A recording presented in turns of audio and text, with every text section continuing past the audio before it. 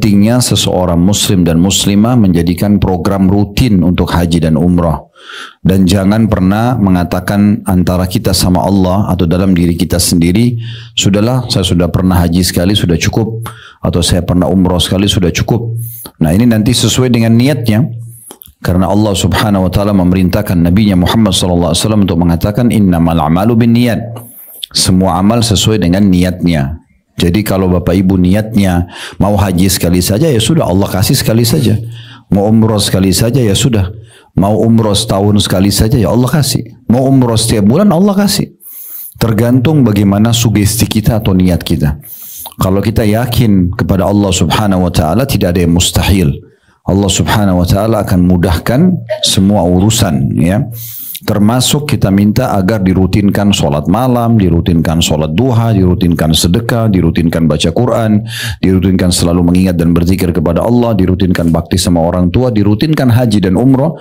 Semua itu bagian daripada hal dibolehkan dalam agama, bahkan dianjurkan, ya, agar kita bisa memperbanyak amal-amal saleh selama ajal kita belum datang, ya. Jadi masalah ini penting sekali untuk diambil pelajaran. Karena sering kali ada orang yang ditanya, kenapa enggak umroh? Oh, saya baru umroh tahun lalu. Baik, tahun lalu itu. Kalau sekarang ada kesempatan lagi, kenapa tidak pergi? Kan gitu. Selama masih ada peluang. Toh juga kita pada saat umroh tahun lalu sudah bisa merasakan bagaimana kenikmatan ibadah di sana, tambahan keimanan, ya. Dan sulit sekali mempertemukan antara pahala yang didapatkan dari sholat di Masjidil Haram dengan di tempat selain dia, selain Masjidil Haram. 100.000 sholat, ini bukan main-main. 100.000 sholat kalau sholat sendiri, kalau sholat berjamaah dikali 27, berarti 2,7 juta. Artinya sekali kita sholat berjamaah di Mekah, itu 2,7 juta perbandingannya dengan sholat berjamaah di tempat lain. Itu untuk mengerjakan 10 kali saja sholat duhur, itu berat gitu kan. Misalnya kita 4 rakaat sholat, salam, berdiri lagi, salam, berdiri lagi, salam. 10 kali sudah capek. Bagaimana dengan 2,7 juta kali itu? Itu kan bukan hal yang ringan. Bagaimana orang muslim bisa mempertemukan antara uang yang dia keluarkan untuk pergi haji ataupun umrah dengan pahala yang dia bisa dapatkan? Sulit sekali mempertemukannya. Anggap orang mengeluarkan sampai permahal lah, mungkin pemberangkatan haji yang paling mahal, yang paling eksklusif, mungkin 1 M bahkan lebih. Tetapi kalau dibagi dengan jumlah yang dia tinggal di sana, misalnya 17 hari, 20 hari, dibagi dengan jumlah pahala sholat yang dia dapatkan, maka tidak ada nilainya, ya, uang yang dikeluarkan itu. Itu kalau kita bicara paket-paket yang mahal. Kalau apalagi kalau dia dapat paket yang hemat, paket yang murah, yang bisa dia berulang kali mengerjakan, itu berapa kali dia bisa dapatkan peluang pahala yang sulit untuk didapatkan di tempat lain. Dan itu berlaku untuk semua sholat, ya. Sholat 5 waktu, sholat duhanya, sholat malamnya, sholat jenazahnya, sholat taubatnya, tahiyat masjidnya, sholat wudhunya, semua berlaku sama. Jadi ini pahalanya sangat besar. Terlebih lagi, Mekah itu punya kemuliaan secara khusus. Karena hadis Nabi SAW yang berbunyi, sholat di Masjidil Haram itu sama dengan 100.000 pahala. Ulama umumnya mengatakan Masjidil Haram bukan yang ada Ka'bah saja, tapi semua wilayah haram. Jadi luas sekali. Di semua wilayah Mekah, wilayah haram, kalau ibu dan bapak sholat, maka 100.000 pahalanya. Bukan cuma di Masjidil Haram, tapi di masjidnya, ya, bukan di rumah, di masjidnya. Jadi kita tidak perlu khawatir gitu, ya. Kami pernah check out dari hotel karena harus menuju ke bandara lebih cepat. Take off-nya sekitar jam 7 malam kalau tidak salah. Maka tidak mungkin kalau kita check out-nya selepas duhur, gitu kan. Kemungkinan besar kita akan telat untuk tiba di bandara. Karena peraturan internasional sekarang harus 5 jam sebelum take off sudah ada di bandara. Kalau tidak biasanya seat-nya bisa hilang gitu, ya. Pernah kami 2 jam, 3 jam saja sebelumnya itu ada seat-nya yang sudah hilang gitu, ya. Oleh karena itu kita tidak boleh telat. Nah, ini berbagi kalau yang teman-teman punya travel harus hati-hati dengan masalah itu. Karena ini pengalaman, ya. Maka kita check out-nya dari hotel di Mekah, dari dekat Masjidil Haram, itu sekitar jam 10 atau jam 11 pagi. Kita udah keluar. Nanti kita mutar dulu di Mekah, ya. Kemudian kita tunggu sampai masuk waktu duhur, sholat di wilayah Masjidil Haram, di sekitar haram. Duhur asar, waktu itu kami sholat di Masjid Ar-Rajihi, salah satu masjid yang juga besar di Mekah, masih di wilayah haram. Tapi kita sudah keluar dari macetnya, padatnya sekitar Masjidil Haram supaya tidak telat keluar. Sholat duhur asar lalu kemudian ke bandara. Tapi masuk wilayah haramnya. Ini sudah umum pendapat ulama. Bahkan Syekh Utsaimin rahimahullah mengatakan, salah satu ulama Saudi, andai saja kaum muslimin memahami bahwasanya hadis ini adalah global, masuk dalamnya semua wilayah haram, maka dipastikan orang tidak akan berdesak-desakan di sekitar Ka'bah, gitu kan? Kecuali orang yang mau tawaf, memang iya. Tapi kalau hanya sholatnya, maka mereka bisa sholat di sekitar wilayah haram. Dan ini sebuah fatwa yang sudah umum. Bapak Ibu bisa searching setiap saat di hampir semua artikel umumnya. Kalau orang yang berpegang pada pendapat jumhur ulama menyatakan masalah tersebut. Ya. Oleh karena itu hadis pertama kita ini sudah pernah kita bahas sebenarnya, tapi diulangi lagi oleh Mundhiri untuk menitik beratkan poin yang baru kami sampaikan tadi. Karena sabda Nabi SAW, tabi'u. Di situ terjemahnya jadikanlah berurutan. Sebenarnya bahasa sederhananya rutinkan. Dari umroh ke umroh lagi, umroh lagi, umroh lagi selama ada kesempatan.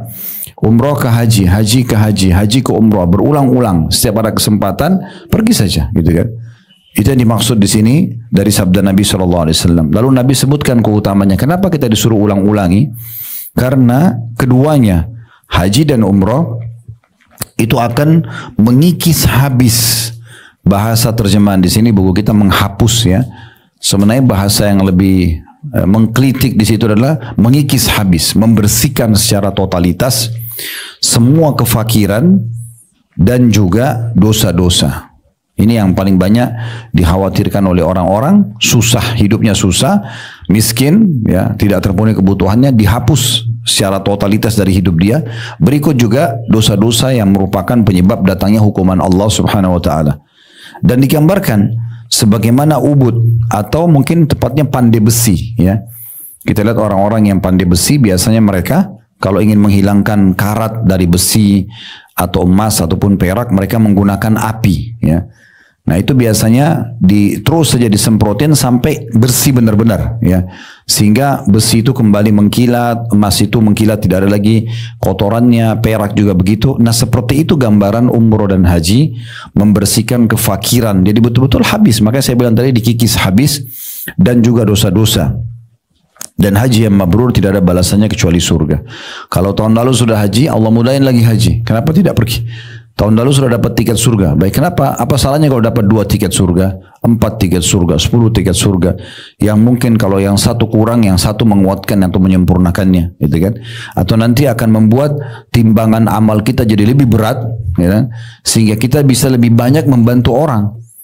Karena kan ada syafaat pada hari kiamat, ya, ada pertolongan. Kapan kita bisa berikan pertolongan kepada orang tua kita, kepada saudara kita, atau orang-orang yang memang kita tahu dan kenal mereka, dan mereka butuh lolos di timbangan amal hari kiamat, kalau kita sendiri sudah lolos. Jadi amal soleh kita lebih banyak daripada dosa kita. Misalnya amal soleh Bapak Ibu sekalian 10.000, dosanya cuma 1.000, misal, contoh. Berarti ada selisih 9.000. 9.000 ini bisa kita nilainya membantu orang lain. Bukan dibagi-bagi ya, tapi nilainya saja. Misal ibu kita butuh 1.000, kita bantu. Ayah kita butuh 1.000, kita bantu. Saudara kita butuh 1.000. Pokoknya sampai 9.000 itu habis, gitu. Tapi tidak dibagi-bagi ya, cuma nilainya saja. Tapi syaratnya harus kita sendiri lolos dari timbangan amal. Nah ini tidak mungkin kecuali amal soleh kita banyak. Di antara salah satu caranya adalah mengulang-ulangi ibadah yang memang dibolehkan untuk mengulang-ulanginya, di antaranya haji dan umrah itu. Dan kembali ke poin tadi, coba jalankan resep sederhana ini, innamal a'malu binniyat. Semua sesuai dengan niatnya.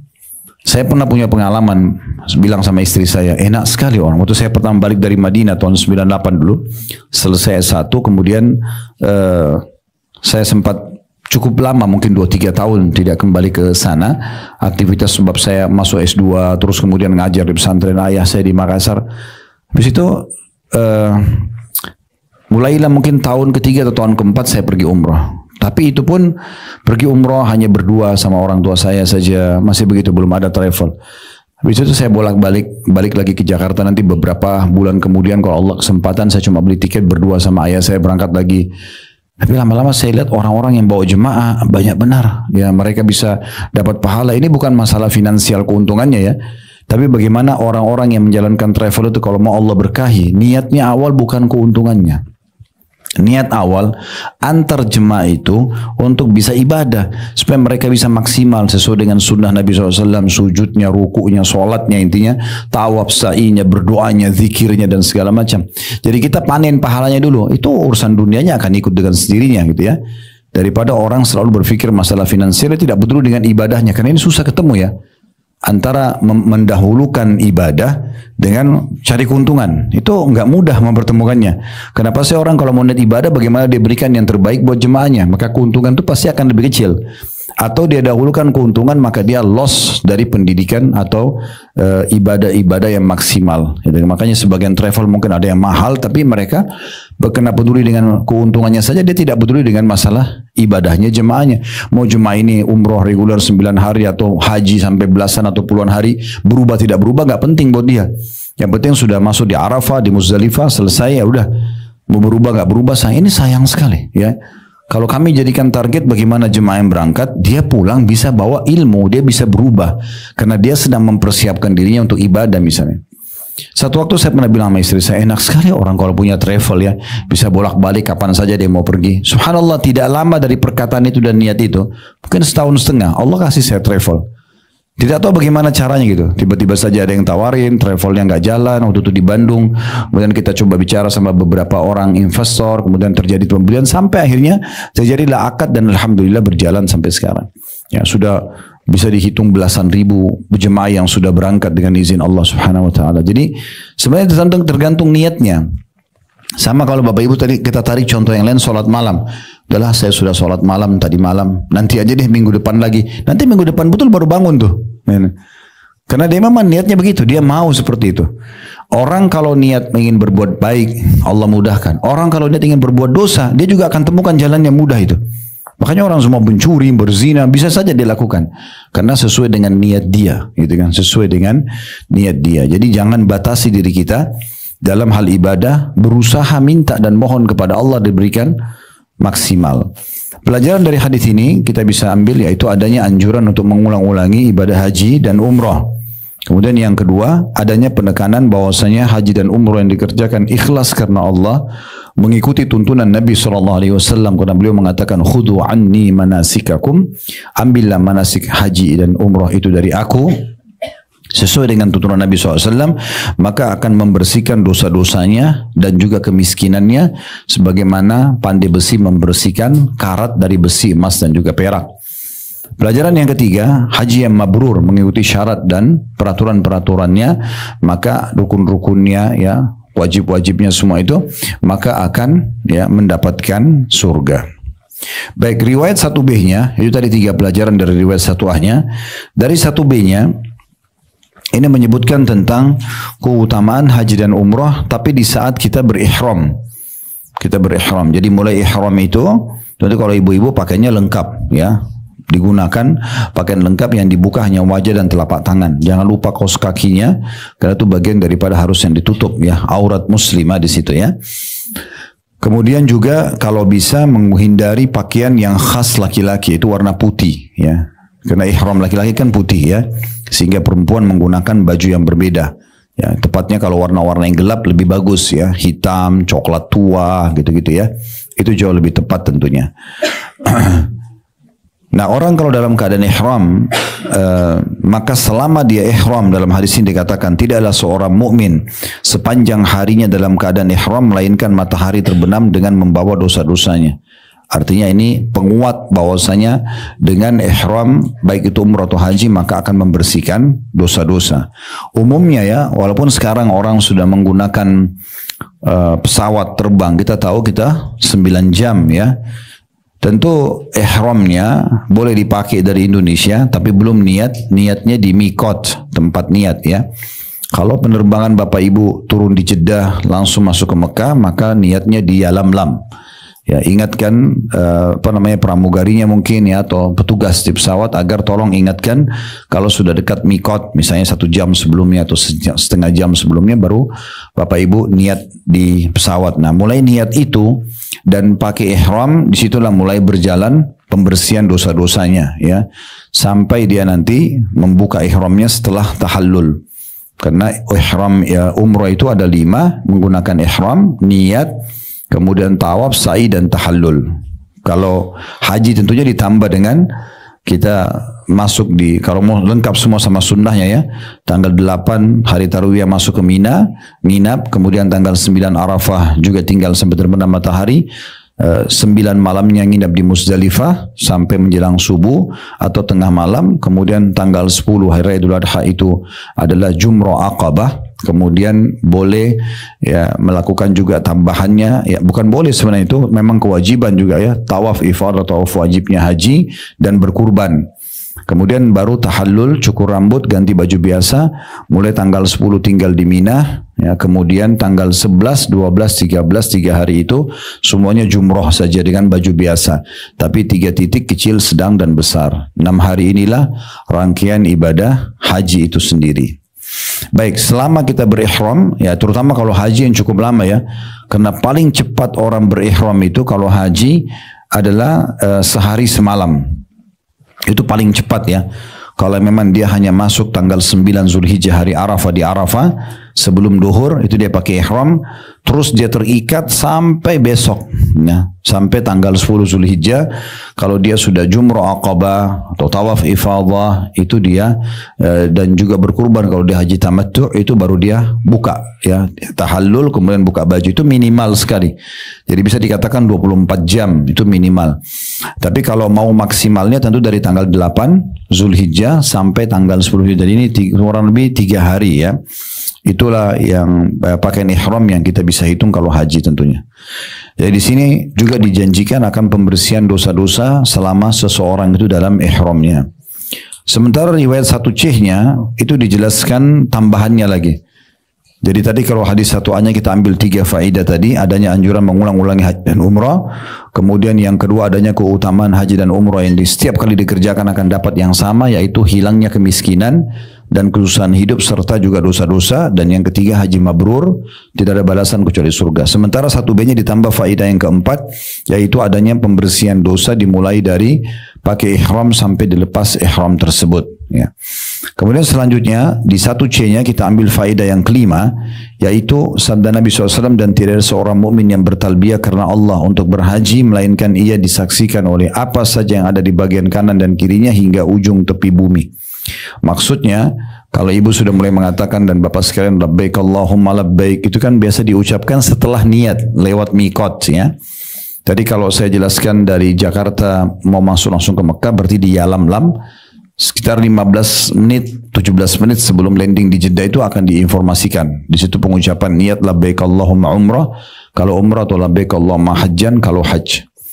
Kemudian kalau dari Madinah kita lewat Bir Ali. Ya, di masa sekarang sudah tidak musim lagi orang naik bus dari Madinah ke Mekah. Umumnya orang pakai kereta cepat. Nah, kereta cepat ini 3 menit sampai 5 menit maksimal ya, itu kereta bergerak itu sudah lewat mikot. Maka jangan sampai lewat ya. Itu biasa diingatkan tapi dalam bahasa Inggris sama bahasa Arab saja. Tapi harusnya setiap mutawif atau tour leader atau pemilik travel mungkin sudah mengingatkan jemaahnya.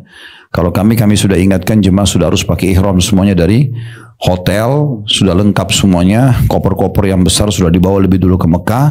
Karena tidak mungkin naik semuanya di kereta. Bus yang kami sewa itu sudah jalan ke Mekah. Kemudian baru jemaah cuma bawa ransel yang kami bagikan atau tas cabin yang dibawa ke kereta. Sehingga semua sudah ihram dan tinggal niat saja. Nah, pada saat mulai selepas niat itu dianjurkan bertalbiyah. Mulai dari labbaik Allahumma labbaik, labbaik la syarika lak labbaik, innal hamda wan ni'mata laka wal mulk la syarika lak.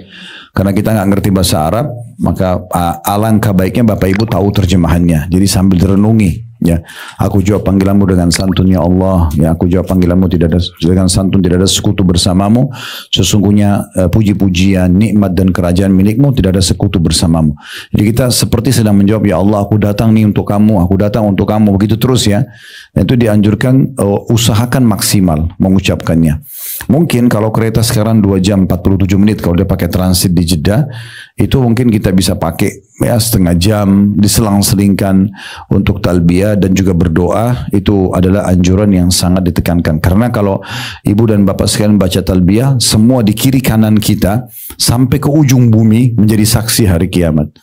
Kalau si fulan ini memang dia melaksanakan ibadah ini. Itu yang dimaksudkan. Jadi semua di kanan dan kirinya berarti batu, tanah, udara, apa saja, ada genangan air, semua itu akan jadi saksi pada hari kiamat dari tempat kita talbiyah sampai ke ujung bumi. Ya. Begitu penyebutan dalam hadis 1C. Ya. Dan memang umumnya semua ibadah yang kita kerjakan dan dosa yang kita kerjakan di sekitar kita akan menjadi saksi. Seperti Bapak Ibu kalau mampir ke satu tempat, kalau masih ada wudu, lebih bagus sholat, gitu kan? Karena tempat itu akan jadi saksi hari kiamat. Saya dulu punya pengalaman dengan salah satu dosen kami, Dr. Tariq, hafizahullah. Saya tidak tahu beliau masih hidup atau tidak sekarang, karena semenjak kami tamat dulu sudah tidak pernah ketemu ya. Tapi beliau dulu sering datang ke Indonesia, mengadakan daurah di masa itu dulu, di masa kami masih mahasiswa. Intinya dia waktu masih sering bolak-balik Indonesia, satu waktu datang mampir ke rumah orang tua kami di Makassar, kemudian lagi duduk, pas duduk habis salaman dia bilang sama saya, Khalid tolong tunjukkan di mana tempat saya bisa sholat.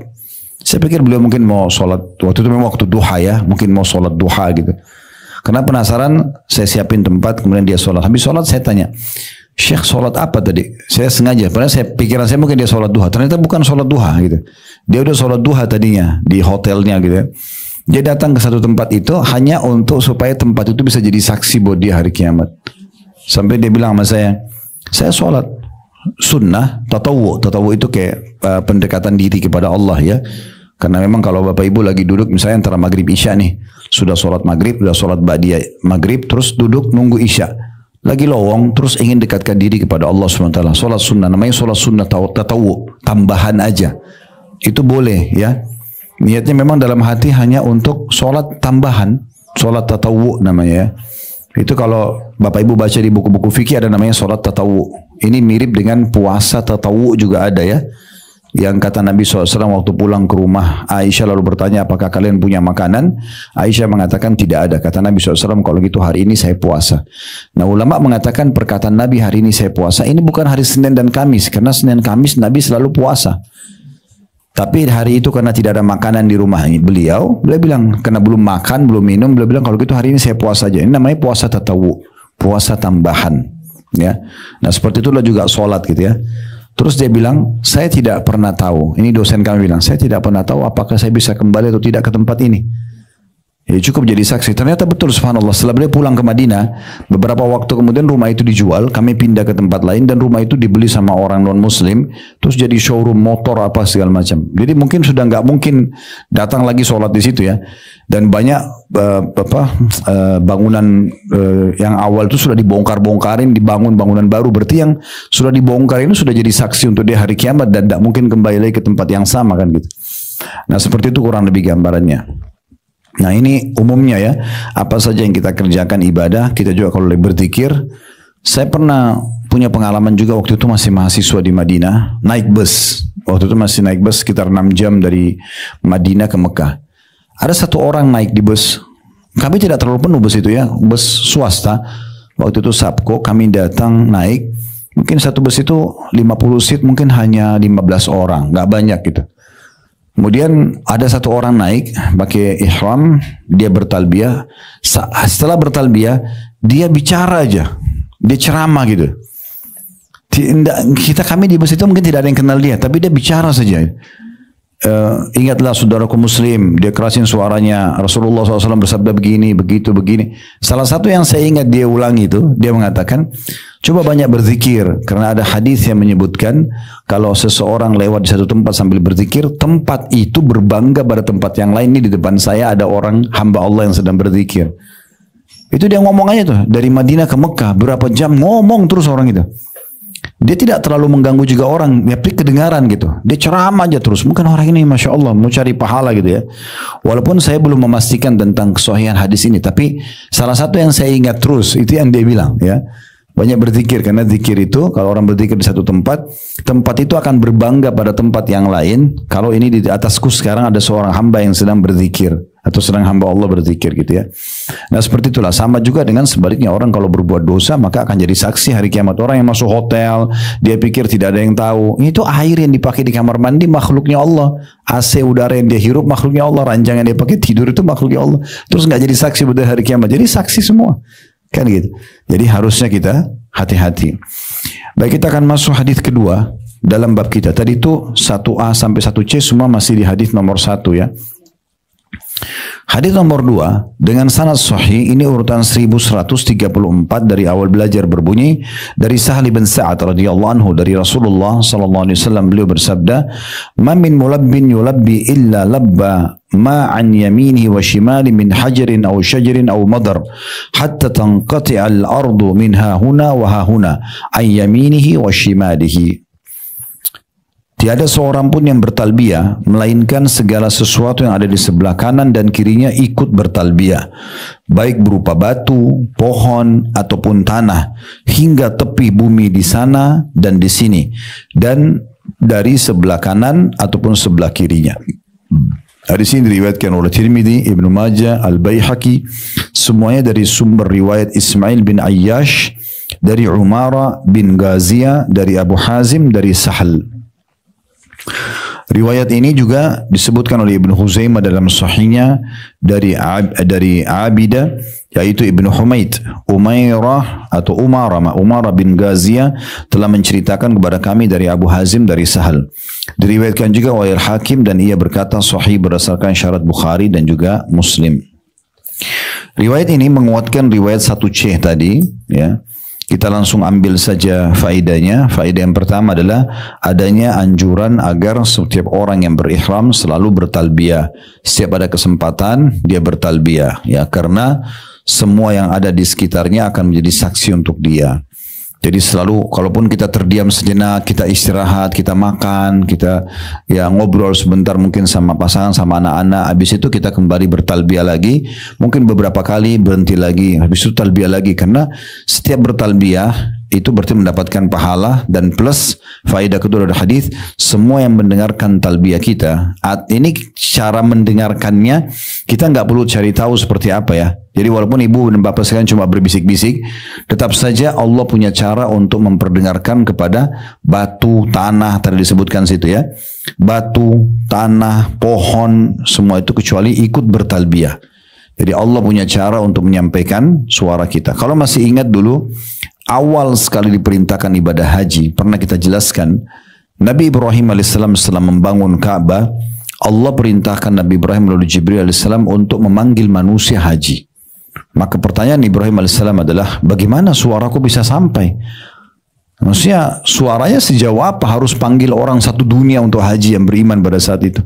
Maka kata Jibril alaihissalam, Tuhanmu mengatakan, hai Ibrahim, tugasmu hanya menyampaikan saja. Maka Nabi Ibrahim naik di atas sebuah bukit, lalu beliau teriak saja mengatakan, hai manusia, orang-orang beriman, datanglah haji. Allah antarkan suaranya kepada semua orang-orang beriman. Maka datanglah semua orang beriman dari muka bumi pada saat itu, sampai Allah gambarkan saking jauhnya mereka menunggangi unta-unta yang sangat kurus, ya. Itu disebutkan dalam surah Al-Hajj, ya.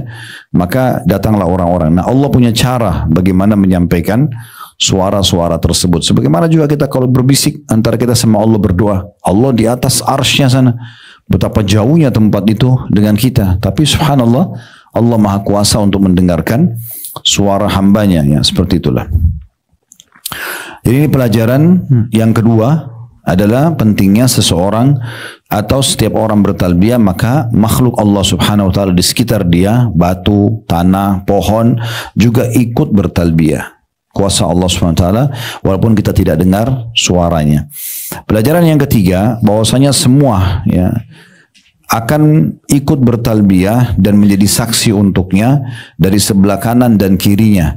Dan bahasa Nabi SAW hingga tepi bumi di sana dan di sini maksudnya adalah semua ujung kanannya ke depan, ke belakang, ujung kiri tangan sisi kanan maksud saya ke depan atau ke belakang, sisi kiri ke depan atau ke belakang, semuanya akan ditarik mengelilingi bumi, itu akan menjadi saksi buat dia pada hari kiamat. Jadi bukan hanya sekedar tempat yang dia lewati saja. Ya, seperti itu gambaran daripada keutamaan hadis ini. Baik, kita akan masuk hadis nomor 3 dengan sanad sahih, dan bab kita ini ada sampai hadis nomor 6 ya. Kita akan selesaikan insyaallah sampai hadis nomor 6.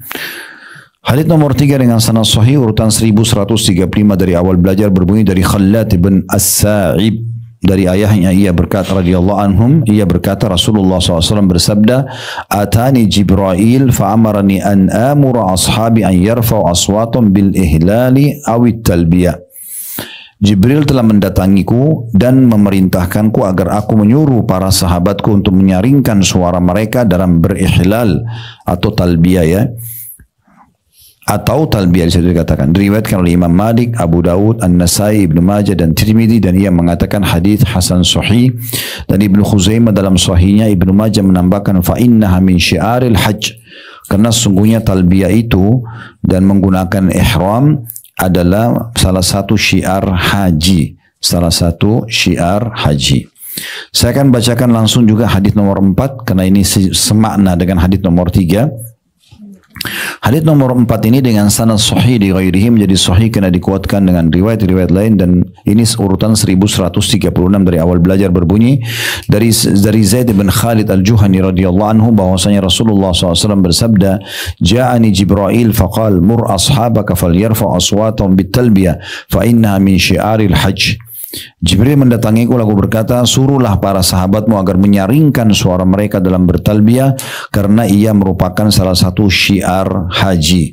Diriwayatkan oleh Ibnu Majah, Ibnu Khuzaimah dan Ibnu Hibban dalam sahih keduanya, serta Al-Hakim mengatakan sahih sanadnya. Dua buah riwayat ini Bapak Ibu sekalian memberikan pelajaran kepada kita. Yang pertama, tentang kedudukan malaikat Jibril alaihissalam, dan beliau biasa disebut Jibril, disebut juga Jibrail.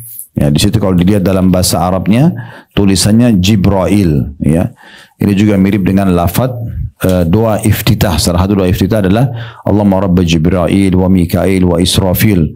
Wahai Tuhannya Jibrail, Israfil dan Mikail, tiga pemimpin malaikat. Jibril pemimpin para malaikat, Mikail wakilnya, sementara Israfil yang akan meniup sangkakala nanti pada hari kiamat.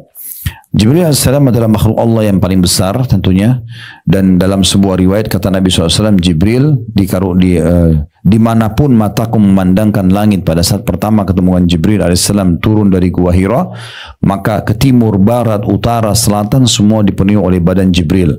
Dalam riwayat yang lain, Allah mengaruniai Jibril 600 ekor sayap, yang kalau satu sayapnya dikebaskan bumi ini maka akan hancur bumi ini. Dan dia adalah malaikat yang paling terpercaya. Salah satu tugasnya menyampaikan wahyu kepada para rasul. Dan kita sayangkan sekali ini ada kelompok Syiah yang justru menganggap Jibril berkhianat. Jadi kalau Bapak Ibu lihat orang sholat, Syiah itu biasa sebelum salam dia mau tepuk-tepuk pahanya. Yang biasa mereka ucapkan itu sebelum salam, khanal amin, telah berkhianat Jibril. Ya, harusnya Jibril itu bawa wahyu bukan kepada Nabi Muhammad tapi kepada Ali. Ya, ini kekufuran ya. Tapi seperti itulah yang mereka lakukan. Ini pelajaran pertama tentang Jibril atau Jibril alaihi wassalatu wassalam yang wajib kita imani keberadaannya. Dan sedikit tambahan tentunya, kalau kena malaikat tidak nampak, sebagaimana syaitan tidak nampak, itu kita bisa rasakan keberadaan mereka dengan bisikan baik untuk patuh kepada Allah dari malaikat. Kayak kita lihat orang miskin, tiba-tiba kita mau sedekah, kita bangun tengah malam mau sholat, ya apalah ya, ada panggilan haji umroh kita mau tergerak, itu biasa bisikan dari malaikat. Tapi semua yang menepis itu, udahlah tidur malam masih panjang, nggak usah bantu orang itu masih mampu, itu dari syaitan. Ya, tinggal kita mau ikutin yang mana. Makanya Nabi SAW mengatakan kalau seseorang terbangun tengah malam, maka pendampingnya dari malaikat mengatakan sholatlah. Maka pendamping dari korin syaitan akan mengatakan tidurlah, malam masih panjang. Gitu ya. Tinggal Bapak Ibu lihat kira-kira biasa ikut siapa ini, malaikat atau syaitan. Ya. Kemudian pelajaran yang ketiga yang dianjurkan atau itu yang pertama tadi masalah Jibril. Kemudian pelajaran yang kedua, adanya perintah langsung dari Allah Subhanahu wa taala kepada Nabi Muhammad SAW mengajarkan kepada semua sahabat. Berarti juga terjadi kalau sahabat disyariatkan, maka semua umat Islam juga disyariatkan, baik laki-laki ataupun perempuan, untuk mengangkat suara mereka. Jadi bukan hanya sekedar menyebutkan, tapi mengeluarkan suara pada saat mereka berihlal atau menggunakan ihram dan juga bertalbiyah. Ya. Riwayat ini menguatkan kepada kita kalau boleh di bus, di pesawat kita mengatakan labbaik Allahumma labbaik, labbaik la syarika lak labbaik, kita keraskan suara, maka ini bagian daripada hal yang dianjurkan. Laki-laki ataupun perempuan sama, ya. Laki-laki atau perempuan sama, walaupun biasanya perempuan itu lebih dianjurkan mengecilkan suara, tetapi di sini berbeda pada saat talbiyah karena dia bagian daripada syiar haji ya, dan kita bisa bayangkan kalau kita selalu bertalbiyah, apalagi selama kita mengerjakan ibadah haji itu waktunya cukup panjang berhari-hari, itu semuanya akan menjadi saksi buat kita pada hari kiamat nanti. Kemudian selanjutnya yang hadis nomor 5 dengan sanad hasan di ghairihi, menjadi hasan karena dikuatkan dengan riwayat-riwayat lain, dan ini urutan 1137 dari awal belajar berbunyi dari Abu Hurairah radhiyallahu anhu dari Nabi sallallahu alaihi wasallam, beliau bersabda, ma ahalla muhillun qattun illa busyir wa la kabbara mukabbirun qattun illa busyir, qila ya Rasulullah bil jannah, qala na'am. Artinya tidak ada seorang pun yang bertalbiyah melainkan ia akan diberi kabar gembira, dan tidak ada seorang pun yang bertakbir melainkan ia akan diberi kabar gembira. Lalu ditanyakan kepada Nabi SAW, ya Rasulullah, dengan surga kah? Kata Nabi SAW, iya. Disebutkan, diriwayatkan oleh Tabarani dalam Mu'jamil Awsat dengan 2 sanad, dan para perawi, salah satu sanadnya adalah perawi atau para perawi dalam kitab As-Sahih. Itu disebutkan ahallu atau al-mulabbi, menyaringkan suara ketika talbiyah ya.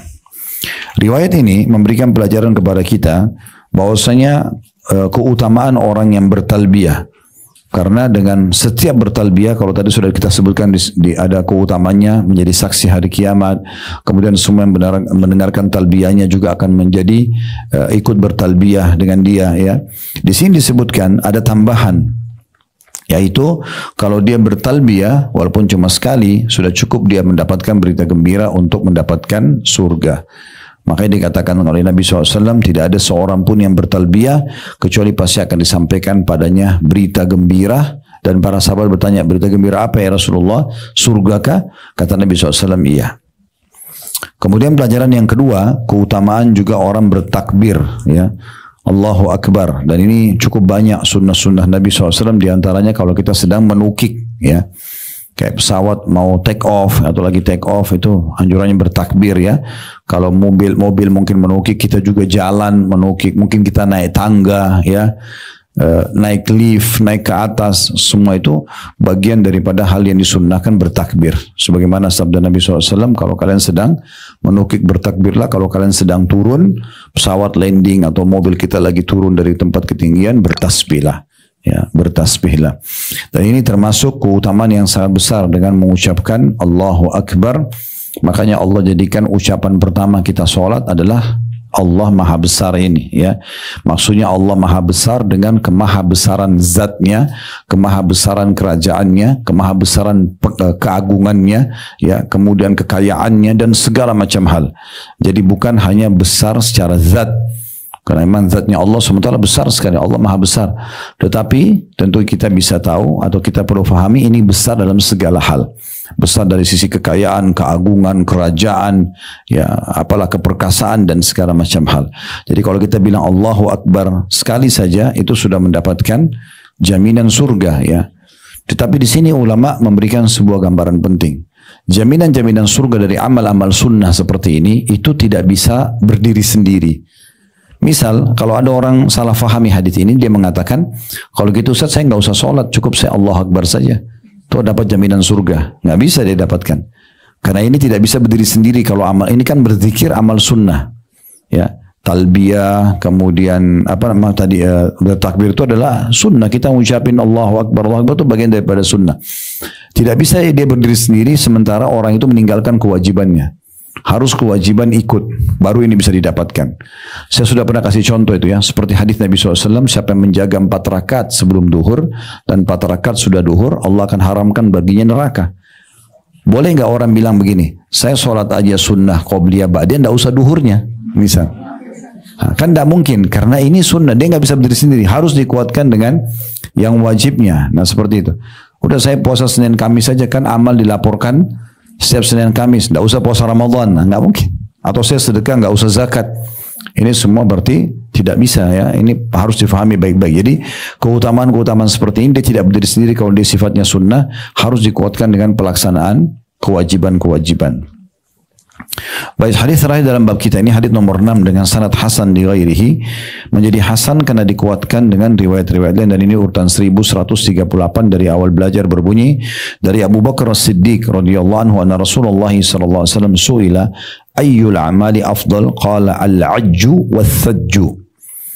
Bahwasanya Rasulullah SAW pernah ditanya, amal apakah yang paling utama? Beliau mengatakan bersuara nyaring dalam bertarbiyah dan menyembelih kurban.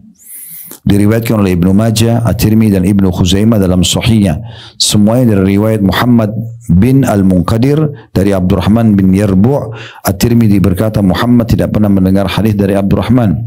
Diriwayatkan pula oleh Al-Hakim dan dia menilainya sahih, dan juga oleh Al-Bazzar. Hanya saja dia menyatakan dalam riwayatnya ma birrul hajj qala al-ajju wath-thajju. Bagaimana haji yang mabrur itu? Kata Nabi SAW, mengeraskan suara dalam talbiyah dan menyembelih kurban. Waqi' berkata, yang dimaksud dengan al-ajju adalah suara keras bertalbiyah, sementara al-ajju, al-thajju adalah menyembelih hewan kurban, dan ini sudah disebutkan pada bab 4 nomor 10. Dari hadis ini kita ambil pelajaran langsung saja. Yang pertama, kedudukan Abu Bakar As-Siddiq radhiyallahu anhu, karena beliau menyampaikan riwayat ini kepada kita. Jadi beliau Abu Bakar mengatakan bahwasanya Rasulullah begini dan begitu. Ya, ini kan berarti dia yang menceritakannya. Kemudian yang kedua, pentingnya seorang muslim untuk bertanya sesuatu yang bermanfaat untuk agamanya. Jadi selalu kita bertanya, kira-kira amal apa yang paling baik saya kerjakan, ya, kira-kira seperti apa, kira-kira seperti ini dan seperti itu. Jadi kita coba bertanya, walaupun kita sudah mengetahui jenis ibadah tertentu, tidak ada salahnya kita menanyakan apakah yang saya kerjakan ini sudah benar misalnya, apakah ada tambahan, ada yang lebih afdal atau tidak. Nah, itu semangat bertanya seperti ini penting, karena kita ingin sesuatu yang lebih baik. Makanya di sini sahabat, dan kita temukan banyak riwayat yang mirip-mirip seperti ini ya. Mereka menanyakan ayyul amali afdal, amal apa yang paling afdal? Dan ulama menanggapi kemungkinan besar maksud tanda kutip sini adalah amal pada saat sedang haji dan umrah. Karena Nabi SAW sebutkan di sini jawabannya untuk haji dan umrah. Makanya juga Al-Mundhir dimasukkan dalam bab kitab haji atau di kitab haji ini. Begitu juga dengan hadis yang menyebutkan tentang ya apa itu haji yang mabrur. Kan kita sudah tahu tadi balasan haji mabrur adalah surga. Di sini Nabi SAW menyebutkan termasuk mabrurnya haji itu adalah al-ajju tadi, ya, mengeraskan suara pada saat talbiyah, dan al-thajju artinya berkurban. Nah, ini baru terjemahannya dulu. Baik. Kita ambil pelajaran yang pertama dari Abu Bakar Siddiq, kemudian yang kedua adalah pentingnya seorang bertanya masalah agamanya, kemudian pelajaran yang ketiga adalah pentingnya seseorang mengeraskan suara pada saat talbiyah, dan itu salah satu penyebab haji dan umrohnya diterima. Mabrur artinya diterima gitu ya, karena dia menyaringkan suara. Selanjutnya pelajaran keempat adalah pentingnya juga berkurban. Nah, tentu kalau haji pernah kita jelasin di awal-awal kitab haji ya, ada 3 macam, ada ifrad, haji saja. Biasanya ini yang kerjakan jemaah haji dari Mekah, karena mereka tinggal pakai ihram di rumahnya. Orang-orang Mekah itu rumah mereka jadi mikot. Ya, itu keutamaan mereka sendiri ya, karena mereka tinggal di Mekah. Kalau mau ihram mereka dari rumahnya saja pakai ihram langsung, nggak perlu ke mikot. Beda sama kita. Nah, ini nanti orang-orang Mekah biasanya mereka ambil haji ifrad. Mereka tinggal turun hari 8 Zulhijjah dari rumah mereka dengan berihram ke Mina, atau tanggal 9 ke Arafah, dan dilanjutkan haji. Nah, ini tidak ada umrohnya, karena haji saja. Ini tidak ada juga hadyunya, menyembelih hewan ya, dia cuman haji saja. Nah, yang kedua adalah tamattu. Tamattu ini artinya menikmati. Umroh dulu baru haji. Dan ini yang paling afdal. Ini umroh, ini haji yang paling afdal. Umumnya jemaah haji kita lakukan ini ya. Jadi orang umroh dulu seperti umroh biasa. Mereka niat pada saat awal berangkat lewati Yalamlam kalau langsung ke Mekah. Atau Bir Ali di Madinah. Maka mereka niatnya labbaik Allahumma umratan. Walaupun di musim haji. Karena mereka umroh dulu. Umroh niat pakai ihram, kemudian niat, kemudian tawaf, sa'i, tahallul, cukur rambut, pakai baju biasa. Duduk di Mekah nunggu sampai tanggal 8 Zulhijjah. Nanti baru mereka ihram, tapi ihramnya dari kamar hotel saja, ya. Tidak ke miqat lagi hajinya. Tinggal niat labbaik Allahumma hajjan tanggal 8 menuju ke Mina hari tarwiyah, atau dia mau tanggal 9 masuk ke Arafah. Bisa pilih salah satunya, tapi lebih afdal dari mulai tanggal 8. Nah, nanti ini diikuti dengan hadyu, menyembelih hewan, ya. Kemudian yang ketiga adalah qiran. Qiran sama haji diikuti dengan umroh. Cuma bedanya selepas dia umroh, dia nggak lepas ihram sampai hari haji. Tetap dalam kondisi dia berihram dan juga dia berkurban. Nah, di sini kalau mau menyempurnakan haji lebih baik kita pilih tamattu tentunya ya. Kalau ada yang bertanya, Nabi SAW pakai haji apa Ustaz? Kan haji cuma sekali. Beliau haji qiran, haji yang ketiga. Ya, tetapi Nabi SAW mengatakan siapa yang masih bisa, dia pas mau lewat mikot dia mau mengubah niatnya, dia ubah niatnya. Bahkan kalau tidak salah sampai Nabi SAW mengatakan kalau saya masih hidup tahun depan saya akan bertamattu, niat untuk haji tamattu. Ya seperti itulah. Berarti ini menandakan afdoliyahnya, afdol daripada yang lainnya. Sedikit tambahan di sini, mungkin ini masih jarang kita lakukan ya. Jadi menyembelih hewan di Mekah itu bukan hanya untuk haji, umroh juga. Ya, banyak orang umroh tidak lakukan itu ya. Padahal sebenarnya umroh. Tetapi kalau haji, tamattu hukumnya wajib. Kalau umroh hukumnya sunnah.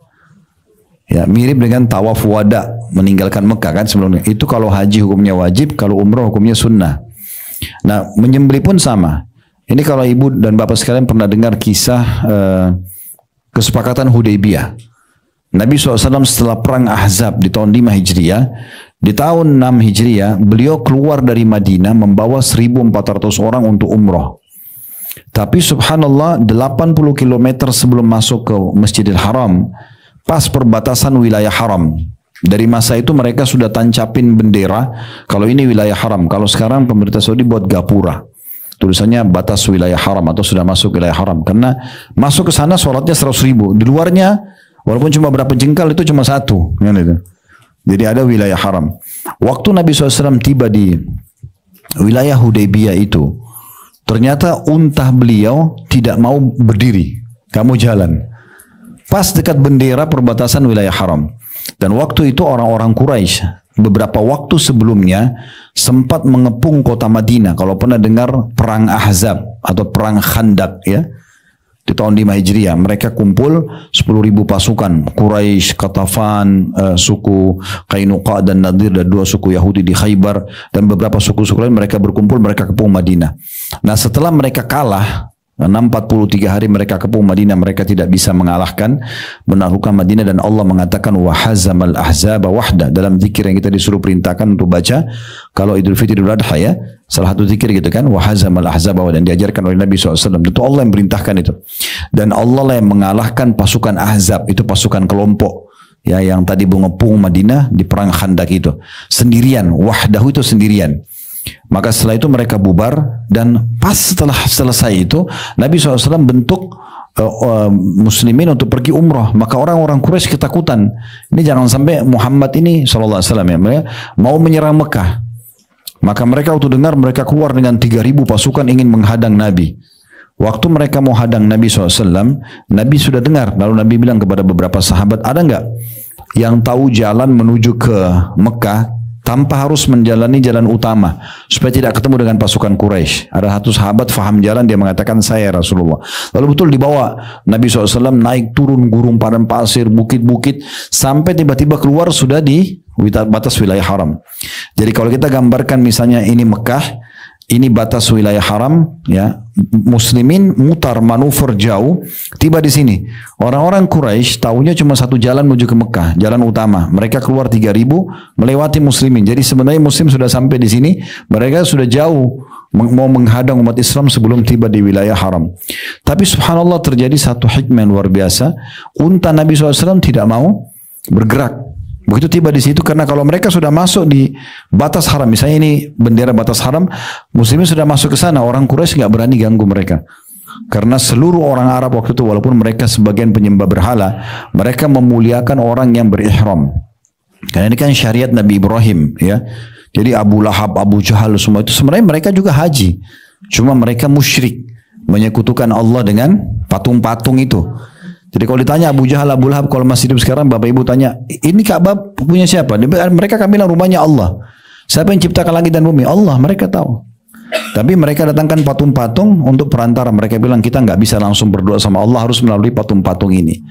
Terjadilah kesyirikan, makanya namanya orang musyrik. Mereka sekutukan Allah, sementara Allah tidak mau disekutukan gitu ya.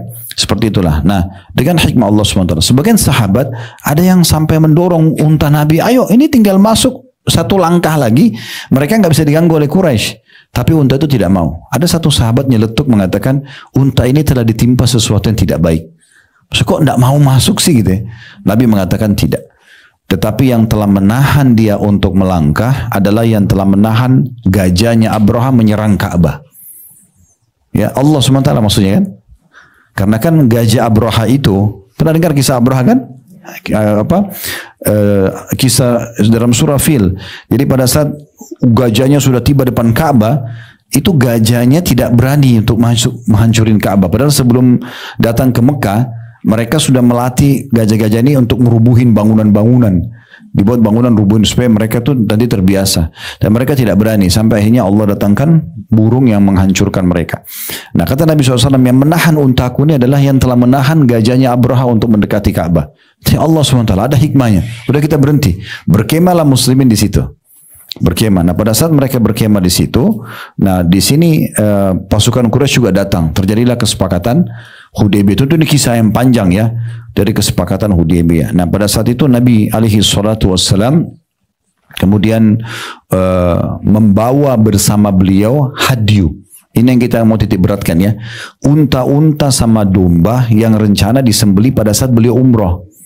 Dan itu biasanya pada saat itu lehernya diikat dengan tanda. Diikat dengan tanda. Makanya waktu Quraisy melihat Nabi SAW pakai ihram, terus ada hewan hadyu, mereka bimbang, ini mau perang atau mau umrah? Karena betul-betul bawa hewan kurban dan juga pakai baju ihram. Cuma mereka takut karena Nabi bawa pedang. Waktu mereka tanya, hai Muhammad, kau mau perang atau mau umrah? Dia bilang umrah. Kenapa kau bawa pedang? Kami cuma berjaga-jaga di tengah jalan kalau ada yang tiba-tiba serang. Tapi kami bersedia kalau kami masih Mekah, kalau kami masuk ke Mekah, pedang kami akan taruh di samping. Kami nggak akan bawa. Kan begitu. Tapi ternyata Quraisy takut-takutan, akhirnya terjadi kesepakatan Hudaybiyah. Tapi saksi bahasan ini kisah panjang. Saksi bahasanya Nabi SAW bawa hadyu, hewan untuk dikurbanin pada saat umroh gitu ya. Jadi coba nanti sempurnakan umrohnya kalau masuk ke Mekah dengan berkurban gitu ya. Dan cukup banyak yayasan sosial di sana. Kalau Bapak Ibu di Tower Zam-Zam itu, kalau hotelnya Fairmont itu lebih gampang. Ya, kalau di Hotel Fairmont itu turun sebelum di mall itu sebelum ke arah Masjidil Haram, di pojok sekali, yaitu ada warna hijau, yayasan sosial. Kantor mereka itu dekat sekali di situ, dekat pintu Fairmont itu langsung ada tempat yayasan sosial. Jadi cukup banyak yayasan sosial situ yang bisa menerima untuk kita berkurban tentunya.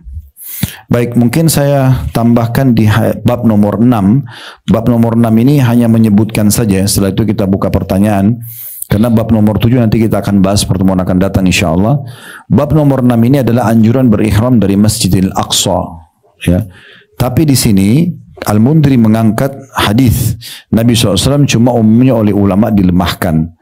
Jadi ada hadis yang berbunyi kalau ada anjuran untuk berihram dari Masjid Al-Aqsa ya. Tapi seperti biasa dan sudah pernah kita jelaskan ya, karena buku ini ditelusuri oleh Syekh Albani. Syekh Albani rahimahullah seorang pakar hadis, beliau punya teori sendiri dalam menilai hadis ini layak atau tidak. Karena buku ini diterbitkan Sahih At-Targhib Tarhib, yang sahih saja dari buku targhib, maka tidak yang hadis yang tidak sahih atau hasan beliau tidak angkat. Makanya beliau mengatakan tidak ada satu hadis pun pada bab ini yang sesuai dengan syarat kitab kami.